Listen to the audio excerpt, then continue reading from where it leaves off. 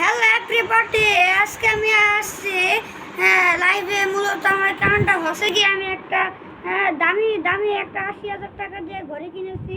সেটার জন্য আমি ভাব দেখানোর জন্য আজকে এই লাইভে আসছি। আজকের লাইভটা আপনারা আসসালামু আলাইকুম দিবেন, কমেন্ট দিবেন, কমেন্ট করবেন এবং শেয়ার করবেন, লাইক দিবেন, ফলো করবেন এবং আমাকে সবাই ওই যে লেখেন না, ওই যে দাঁড়ান দাঁড়ান দাঁড়ান আরে ঠিক আছে, ওই যে লেখেন না, আরে ওই বাগনি, ওই যে ওইটাকে জানি কি বলে বাগনি, ওই যে কি হইছে আমার এত ডাকাডাকি করতেছে, আমার একটু শান্তিতে খেলতেও দিবে না, কি শুরু করছে আমার লগে।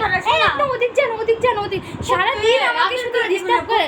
আয় ছাড়েন আমাকে, জানেন না আমার দাঁত ভেঙে ফেলেছে। এই দেখেন আমার দাঁত তো নেই, আমার দাঁত ভেঙে ফেলে সারাদিন শুধু আমাকে ডিস্টার্ব করে। কেন ডাকতেছেন আমাকে, তাড়াতাড়ি বলেন। ওই যে লাইভের মধ্যে যে কমেন্ট করে না, যে আরে আপনি কি বলেন, আপনি সবসময় কমন আসলে ওটা কমন না, ওটা কমেন্ট হবে। কি কমন, ইংলিশ পারে না কেন যে আমার ইংলিশ শিখতে আসে গেছে, আমি কি কমন বলো, ওটা ছিল কমেন্ট।